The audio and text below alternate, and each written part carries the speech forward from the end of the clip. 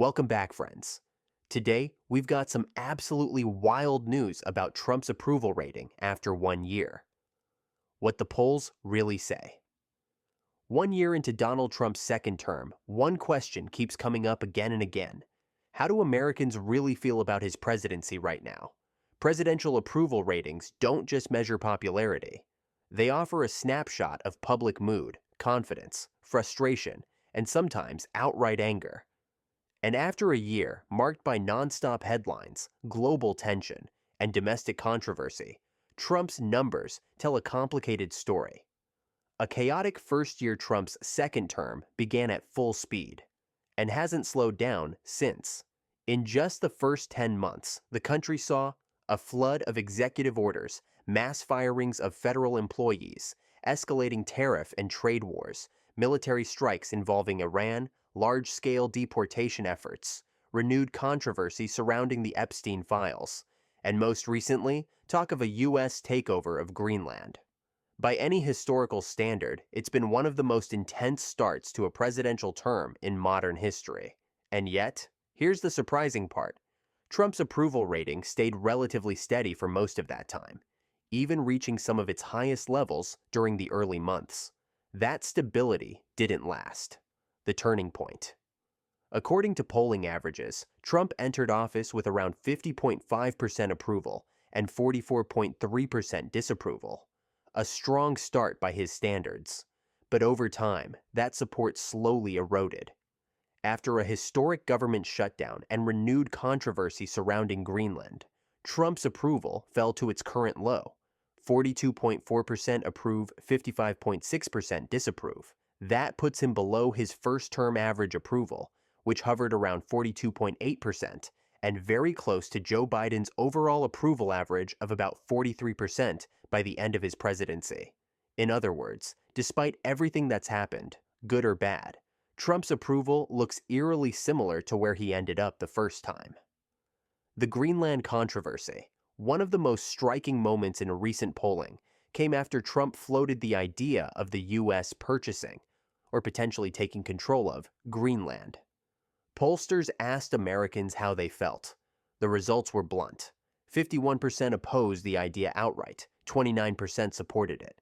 20% were unsure when asked whether the U.S. was likely to take control of Greenland. 33% said it was likely, 41% said it was unlikely, the rest weren't sure. But the most dramatic response came when military force entered the conversation. An overwhelming 72% of Americans opposed using military force to take Greenland. Only 9% supported it. That's not a partisan split.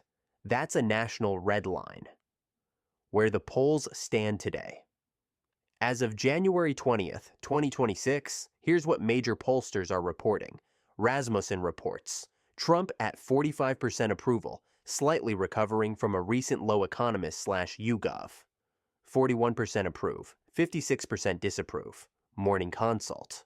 46% approve, 51% disapprove, showing a modest rebound after earlier declines tied to foreign military actions and domestic incidents. RealClearPolling average, 42.4% approval, based on more than a dozen major polling organizations.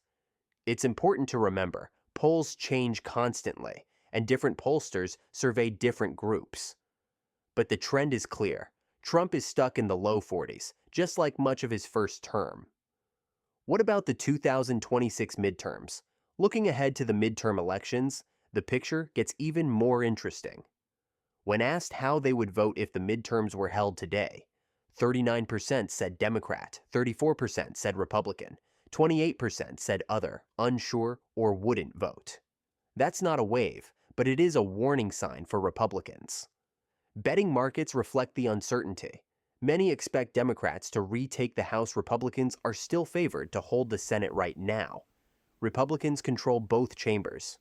But history shows midterms often punish the party in power. A familiar pattern. An AP-NORC poll from January found that about 4 in 10 Americans approve of Trump's performance, nearly unchanged from early 2025. That consistency may sound stable, but it also reveals a ceiling. The same thing happened during Trump's first term. He started near 42% approval. He fluctuated slightly over 4 years, and he left office at almost the exact same level. The new AP-NORC data also reveals growing concerns. Many Americans don't believe the economy is improving. Trump's focus on foreign intervention worries voters.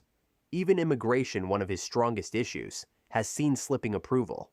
As we can see, he is losing supporters and doing very bad, and he knows it. And what is he doing about it? The only thing he is saying is that is fake news from the Democrats. If you found this breakdown useful, leave a like. It really helps the channel. And if you want more deep dives into US politics, polls, and what-if scenarios, hit subscribe so you don't miss the next one.